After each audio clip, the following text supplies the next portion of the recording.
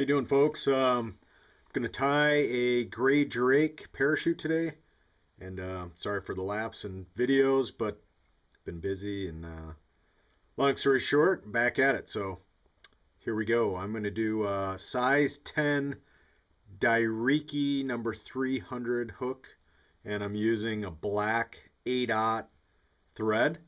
First, got the hook in place. This is a dry fly hook. The gray drake hatch on the Pure Marquette is probably our most prolific hatch. It's huge numbers for up to 6 weeks in time, so it's a great hatch. And over the last couple years, this is one of my favorite patterns to tie, and it's been kind of labeled as John's Drake. So here you go. So the first part is just dress the shank with thread. And I'm going to use a couple pieces of moose mane, and I'm just going to stack those up so the tips are all nice and straight, and those are going to be the tail. Just 4 or 5, and about the same length as the hook shank coming off the rear of the hook as the tail. So I'm just going to lash that stuff down.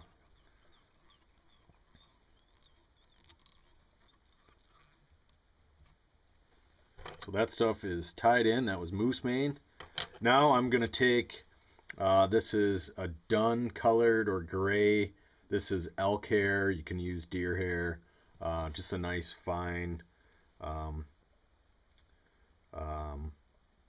hair or deer hair. Nice, it floats. I'm going to cut a small little chunk off and remove the under fibers. I don't know if you can see that, but here.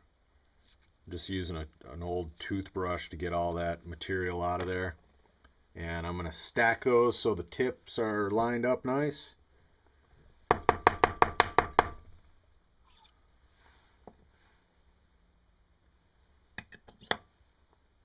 I'm going to take the elk hair, and I want that to just come off the very end of the hook. Hardly, you'll see when I tie it, but you basically want to just kind of line it up here, get the material in place, do a soft loop to start, and slowly tighten it down a little bit.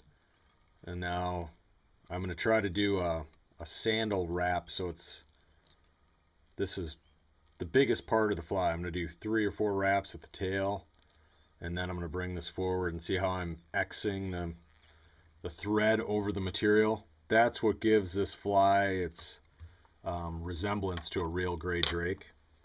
So now I have that in place. I'm going to use a piece of foam as the post for the parachute. Just going to tie that in. And I'm going to use, I have some dun grizzly hackle. That's perfect for this fly. I'm just going to kind of find, I used a gauge to select the size of the feather, so I have that already set. I'm going to tie this in, a couple wraps in front, a couple wraps behind the foam post. I'm just using some craft foam. You can use the round parachute posts, whatever you got laying around.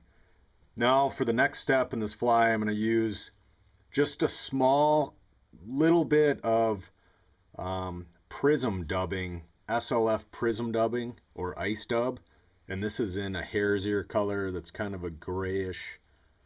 It's got a little sparkle, just kind of resembles the legs, and it also helps keep this post stand up. So now I got that in place. Now I'm just going to palmer my hackle around the posts. And with each wrap, you're going to go underneath the previous one. So keep wrapping, get this all filled up.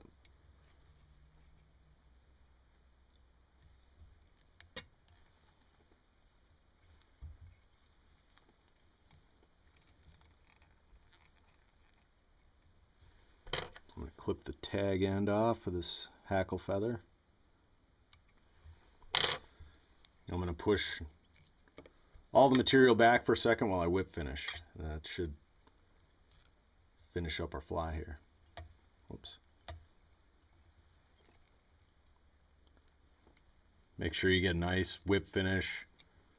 So you got the eye of the hook open, so when it's dusk and you're fishing this fly, you're not stumbling around trying to get your tippet through the eye of the hook. Now as far as the post, I'm just going to cut it down low. It's nice to have a little bit of that white foam showing because you can see the fly really well. But if you make it too tall, it's going to be top heavy and not ride correctly. So there it is, the size 10 John's Drake.